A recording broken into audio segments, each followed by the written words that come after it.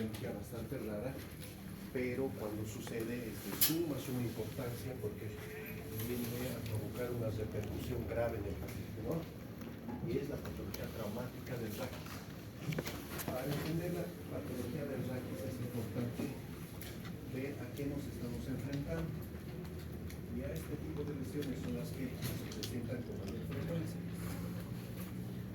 A ver, se va a aproximar un poquito la cámara. Vean su cuello. Nota cómo ese cuello ha ido en flexión. Ese es el principal mecanismo causante de las lesiones a nivel de la columna cervical, todo lo que es flexión. Vamos a recordar un poquito. Sabemos que las vértebras de la columna vertebral está formada por tres vértebras. Que cada una de las vértebras tiene una arquitectura conocida por nosotros. Todo lo que es un cuerpo, pedículos, apófisis transversa, apófisis articulares, todo lo que son las láminas y la apófisis espinosa. Pero esta estabilidad en la columna no solamente es dada por la arquitectura ósea, sino también por todo el aparato cápsulo ligamentario que se presenta en esta columna. ¿Y por qué está dado? Por el ligamento longitudinal anterior, por los discos intervertebrales, por el ligamento longitudinal posterior, por la unión entre una de las vértebras con otra vértebra, a través de sus vértebras, sus facetas articulares, estos ligamentos, por un ligamento que se une entre las apófisis espinosas, el ligamento interespinoso, y el posterior, el más largo que el ligamento supraespinoso. ¿Se dan cuenta? Son diferentes estructuras que le dan estabilidad a la columna, no solamente desde el punto de vista óseo, sino también ligamentario.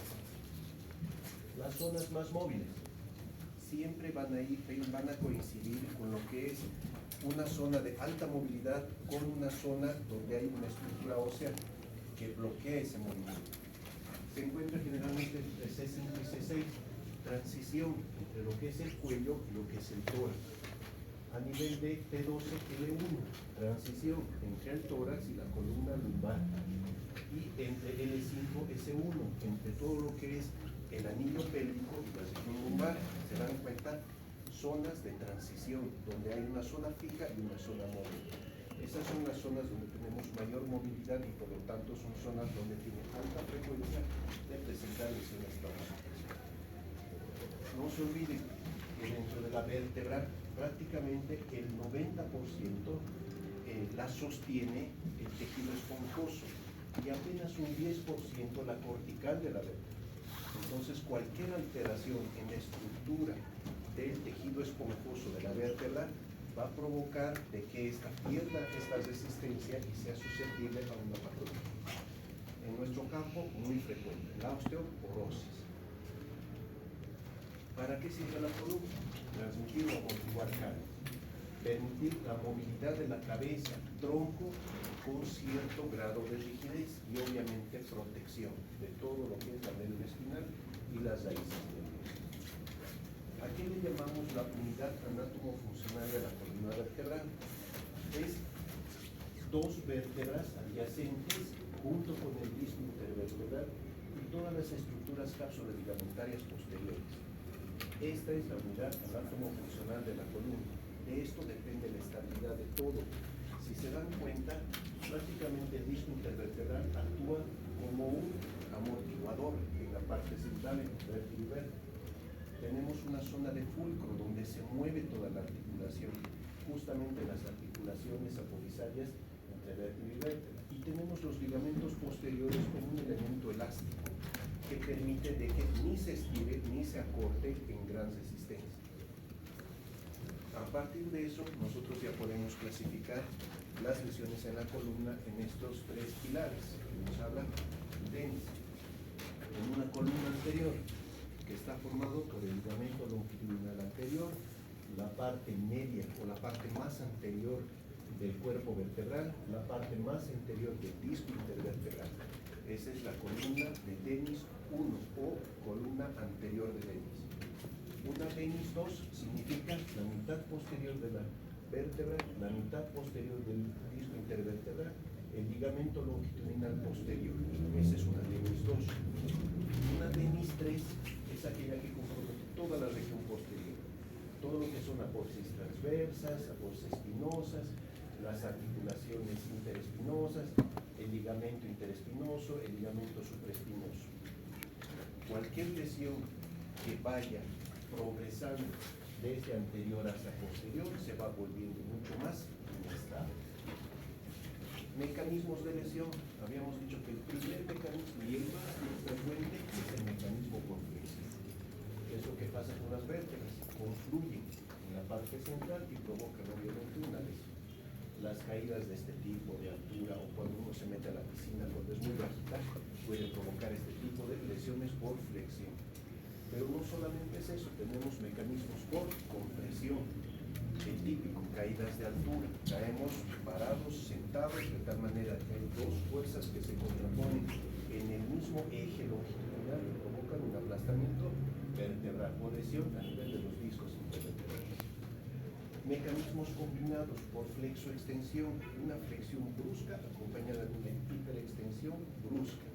Eso provoca que no solamente se comprima la parte anterior, sino que la parte posterior también se vea comprometida, lesionando prácticamente las tres columnas de Ellis.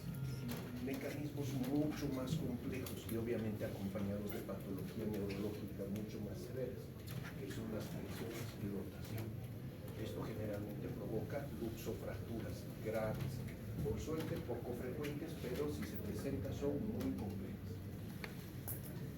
¿Cómo hablamos de estabilidad de la columna? Decimos una lesión estable desde el punto de vista traumatológico cuando se ha comprometido solamente la parte anterior, es decir, la columna anterior de Dennis. El cuerpo vertebral se ha logrado comprimir o aplastar, pero solamente en un 20%. ¿Cómo podemos saber eso? Agarramos la vértebra, lo dividimos a través de 3 líneas en 4 partes, de tal manera de que cada uno de esos es un 25, 25, 25%. Y cuando nosotros veamos una fractura de este tipo, ya podemos saber de que es en menos del 25%, no compromete ni la columna media ni posterior, solamente la anterior. Podemos llegar al diagnóstico de una lesión traumática de columna, pero estable. Cuando hablamos de inestabilidad, cuando ya compromete ambas columnas, columna anterior, columna media o hasta columna posterior. Entonces puede ser una Dennis 2, una Dennis 3, pero sin compromiso neurológico. Todavía el paciente no siente parestesias, no hay relajación de esfínteres, no hay nada más, solamente dolor. Hablamos de inestabilidad neurológica cuando en una Dennis 2 alguno de los fragmentos logra desplazar la columna vertebral y obviamente provoca que la médula espinal se vea comprometida. Si vemos en este corte de la resonancia magnética, vemos un aplastamiento vertebral y como uno de los fragmentos llega a comprimir la médula espinal. ¿Notan? Aquí hace un signo de relojear. Inestabilidades combinadas, mecanismos rotacionales por flexión graves, donde prácticamente por un mecanismo de cizallamiento la médula espinal se rompe, se desgarra, se elonga, por lo tanto las consecuencias muy graves. Dentro de la epidemiología tenemos una curva bimodal. Esto quiere decir que se presenta en adultos jóvenes y en adultos mayores. En adultos jóvenes, 20 a 40 años, generalmente los traumatismos de alta energía. Y en adultos mayores, más de 60 años, ya tenemos baja energía. Habíamos dicho de que la patología fracturaria en la columna en un paciente de la tercera edad, generalmente que se acompaña de osteoporosis, no necesita un mecanismo de alta energía, no necesita caer de pisos, sino basta con agacharse, agarrar un baldecito de 5 litros y siente un dolor súbito en la espalda. En ese momento ya estamos pensando que esa columna colapsada, ese dolor pungitivo fuerte que muchas veces sienten, ya es un dato de fractura, y que generalmente ni el paciente lo atribuye a una fractura. Le siente como que algo he levantado pesadito y nada más. Pasa un tiempo, meses, incluso años, sacamos placa de control y ahí vemos el colapso de la vena. ¿Se dan cuenta? En los adultos mayores hay que sospechar una fractura a nivel de la columna cuando hay ese dolor súbito. ¿Qué tan frecuente es? En la región lumbar, más frecuente, 56%. En la región torácica, 23.7%. En la región cervical, 17%. Si es en la región cervical, hasta en un 55% se puede acompañar de trauma raquimedular. Más frecuente en hombres que en mujeres. Una edad promedio entre 15 y 29 años. Causa, la mayoría, accidentes de tránsito. Tenemos caídas de altura y menos frecuente que sean actos violentos o accidentes laborales o deportivos. ¿Se dan cuenta? Es frecuente las lesiones a nivel de la columna vertebral, especialmente cervical, en jóvenes por accidentes de tránsito. Por eso es que cuando llega el paciente lo primero que hacemos es un colganín cervical, justamente pensando en ese riesgo que tiene. Fracturas de columna cervical. Habíamos visto otro evento.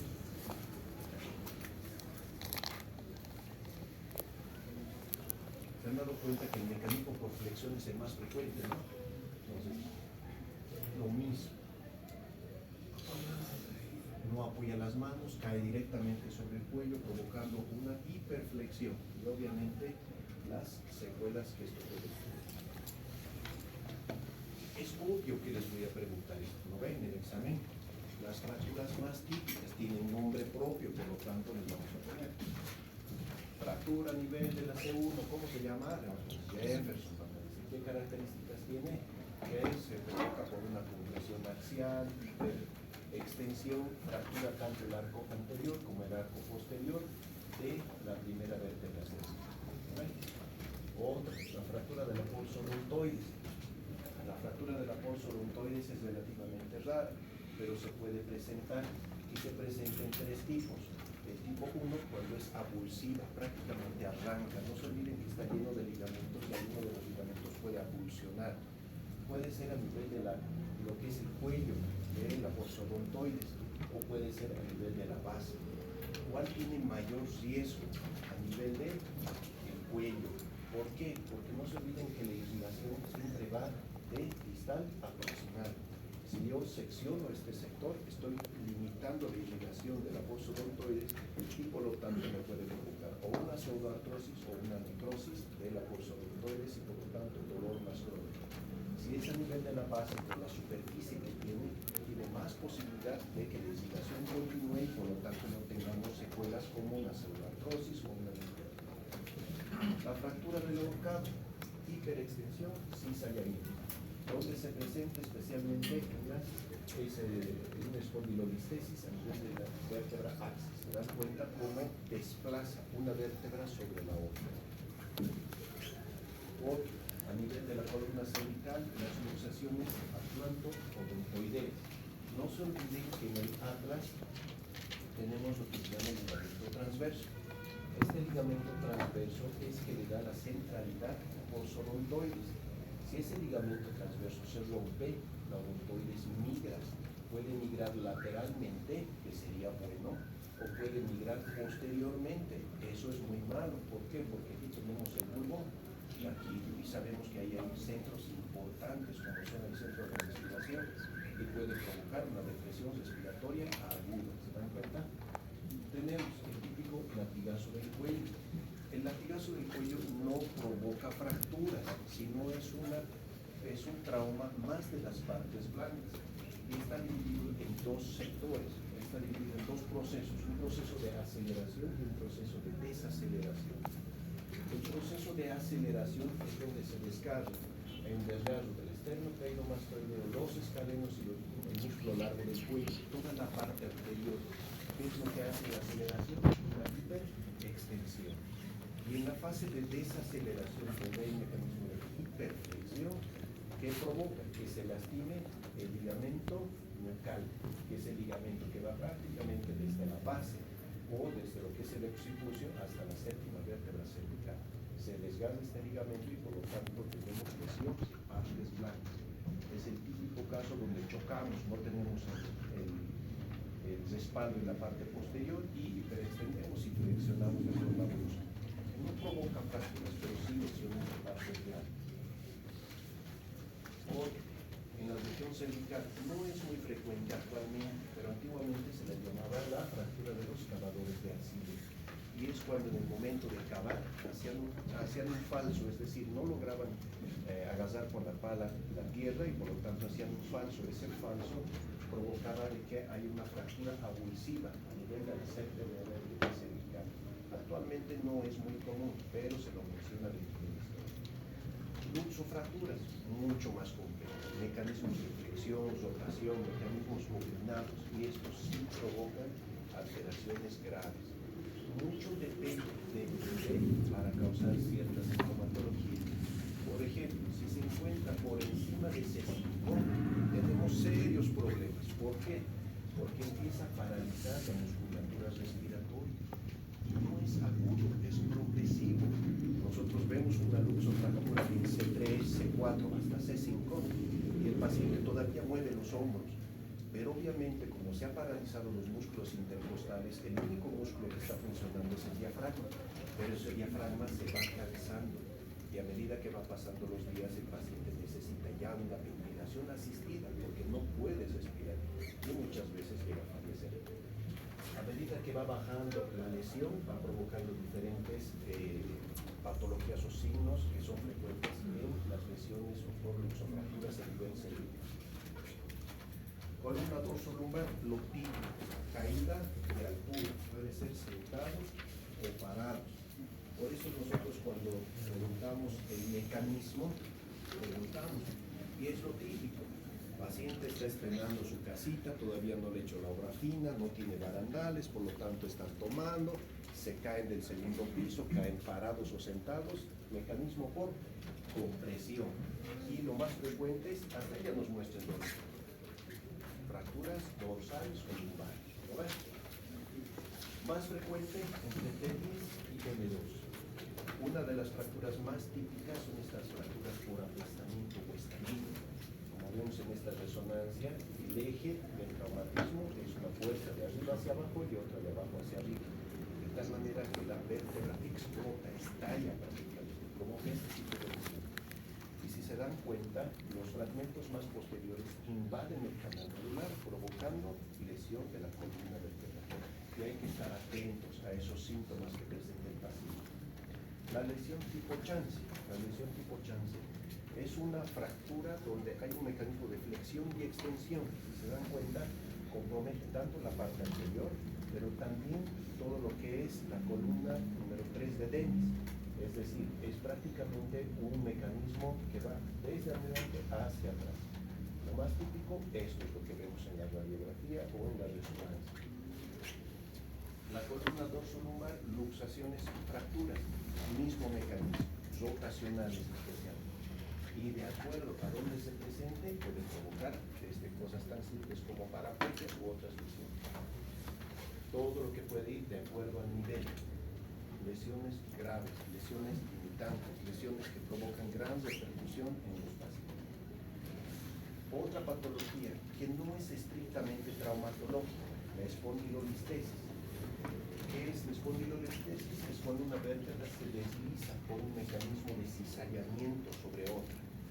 Puede provocar estos desplazamientos. ¿Dónde es más frecuente? Entre L5 y S1. Tiene múltiples etiologías degenerativas, congénitas, pero también hay traumáticas. ¿En quienes se presentan? En los pacientes que hacen actividad física, levantamiento de pesas, movimientos repetitivos, y en niños cuando hacen este tipo de ejercicios del puente. Es muy frecuente hacen los niños el mecanismo del puente y presentan un dolor súbito en la espalda baja. Y lo que vemos en las radiografías son espondilolistesis traumática. De acuerdo a la espondilolistesis puede ser ismia cuando compromete justo la intersección entre las apófisis articulares de una vértebra. No se olviden que la apófisis articulares tiene la apófisis articular superior e inferior, y la zona central entre la apófisis articular superior e inferior, ese es el istmo, que es una zona de debilidad que se puede fracturar y obviamente provocar esta espondilolistesis. O puede ser espondilolistesis directamente traumáticas a través de mecanismos por cizallamiento. ¿Qué pasa si estamos caminando y viene una movilidad lo suficientemente alta como para llegar a tu columna y te invade desde la parte posterior? Este mecanismo de cizallamiento desplaza completamente la columna y vemos esto. ¿Cómo nos podemos dar cuenta? Siguiendo una línea en la parte posterior de las vértebras y en una por una, y vemos entonces esa grada. A eso ya le llamamos espondilolistesis. Se clasifica de acuerdo al grado de desplazamiento. Igualmente, 3 líneas. 1, 2, 3 y la dividimos en 4 partes. Cada parte es un 25%. Si es menos del 25%, grado 1. Menos del 50%, grado 2. Menos del 75%, grado 3. Más del 75%, grado 4. Entonces vamos viendo el desplazamiento de cada vez. Tratamiento, mucho depende. Si es un grado 1, se puede hacer fisioterapia, ejercicios, uso de corsés, pero si el desplazamiento ya es un grado 3, un grado 4, necesita una estabilización, ¿vale? Cirugías, procedimientos grandes, donde se coloca material de osteosíntesis en las vértebras, con todo el riesgo de lastimar y la médula espinal. Patología que la van a ver en el bloque de neurología. Aquí le vamos a dar una pincelada. Obviamente les vamos a preguntar en el examen, pero quiero que tengan algunos tips. Son casos clínicos, donde les voy a decir, hay un paciente con anestesia completa, alteración vegetativa, shock neurogénico y todo lo que ustedes quieran. Pero ¿qué ustedes tienen que reconocer? Parálisis flácida. Entonces, si ustedes escuchan o leen parálisis flácida, ya identifican como un síndrome medular. ¿Cuál? Completo. Si ustedes identifican una parálisis espástica ipsilateral, ya estamos pensando en síndrome de Bronce-Quartz. ¿Se dan cuenta? Son tips que les voy a dar en el examen. Les puedo preguntar todo eso, pero puede estar aquí. Y con esto ya tienen el diagnóstico prácticamente de todo su caso clínico. Si es un síndrome medular anterior, donde hay lesión, lo primero que es parálisis motora completa. Si es en la región central, trastornos motores más acentuados en la extremidad superior que en la extremidad inferior. ¿Se dan cuenta? Tips que cuando en el caso clínico ustedes van a encontrar eso, ya se van a poder dar cuenta dónde se encuentra la lesión medular. Medulares posteriores, pérdida de la sensibilidad profunda. Un poco más abajo, si encontramos lesiones a nivel medular, tanto en el fondo medular como en la cauda equina, ya nos provocan alteraciones de los esfínteres, alteraciones de la disfunción sexual, otro tipo de cosas. Vemos un paciente que ya tiene un traumatismo a nivel de la columna. ¿Qué debemos hacer? Cualquiera de estos mecanismos. No sé si no tiene nada que ver, ¿no? No estaba haciendo nada, que todavía es un más mecanismo. Cualquiera de los mecanismos hay que preguntar, hay que investigar el mecanismo para saber a quién nos estamos enfrentando. ¿Qué es lo que tenemos que hacer? Mucho depende de dónde estemos nosotros. Si estamos como médicos generales en un centro rural, entradita el ATLS. ¿Qué tenemos que hacer? Sospechar. ¿Y en quién vamos a sospechar? En pacientes que tienen parálisis, alteraciones de la sensibilidad, alteraciones del lenguaje, respiración abdominal. Esta dicotomía que es entre hipotensión y bradicardia, si se dan cuenta, no es lógico. Cuando baja la presión, ¿qué debería hacer el corazón? Aumentar más para compensar eso. Pero si tienen hipotensión y bradicardia, ya se les tiene que prender el foco y decir, hay algo más, no será algo neurológico. Posiciones de flexión del codo, deformidad de la columna, parestesis, ausencia de presión de lesiones, es decir, ¿qué pasa si ustedes tienen una fractura expuesta, horrible, pero el paciente no siente dolor? Entonces ustedes tienen que correlacionar eso. No es lógico que tenga una fractura cardia y no sienta dolor, por lo tanto sospecho de lesión neurológica. Lo primero, ya saben, ATLS, es lo primero que tienen que hacer. Ya cuando el paciente llega a un centro hospitalario, ¿qué es lo primero que se hace? Reevaluar. Y a partir de ese momento tratar todo eso, tratar la respiración, empezar a colocar medicamentos protectores neurológicos como la methylprednisolona, tratar de compensar un poco si hay un shock neurogénico, vasoactivo, bradicardia, contrapropinas. Se dan cuenta, es un manejo más de terapia intensiva. Dentro del hospital nos manejamos con muchos protocolos, escalas, desde las escalas más simples que tenemos cuando el paciente está consciente, la escala de Gani, tenemos la escala NCE, tenemos otras escalas para ver la sensibilidad, la escala de Asia, tenemos diferentes escalas para poder ver cómo está desarrollándose el paciente desde el punto de vista motor y neurológico. Pero ¿qué pasa si tu paciente está inconsciente? No te va a apoyar, no te va a poder ayudar con ese tipo de escalas. Por lo tanto, tenemos que recurrir a otro tipo de signos que presenta el paciente inconsciente. Respiración abdominal, asimetría del pliegue cutáneo abdominal, el priapismo, ausencia de reflejos cutáneo anal, asimetría de los movimientos, ausencia de reflejo bulbocavernoso, lesiones incompletas.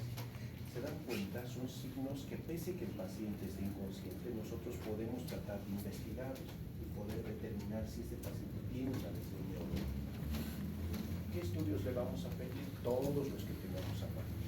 La entradita, el básico, radiografía.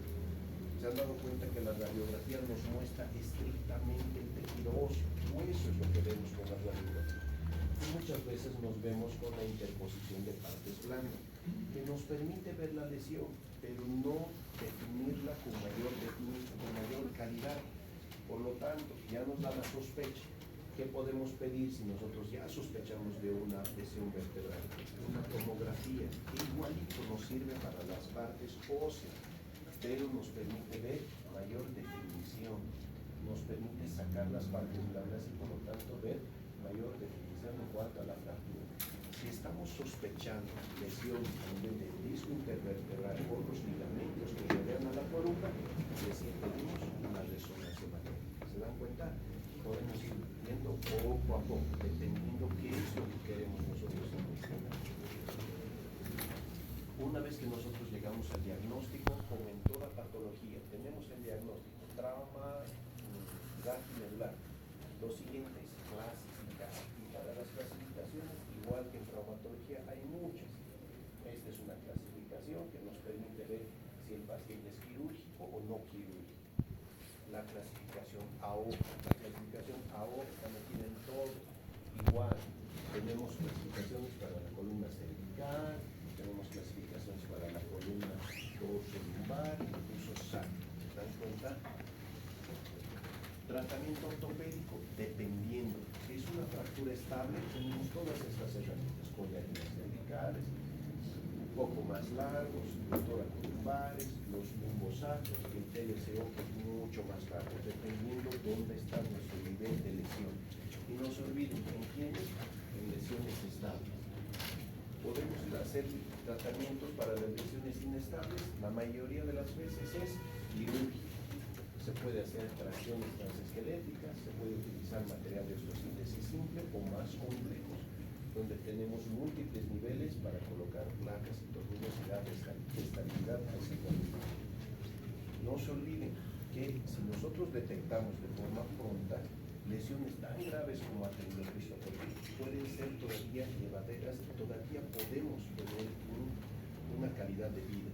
Pero si nosotros no identificamos eso, el paciente puede sufrir mucho más lesiones y obviamente presentar secuelas que van a repercutir en toda su vida familiar y laboral. ¿No ve?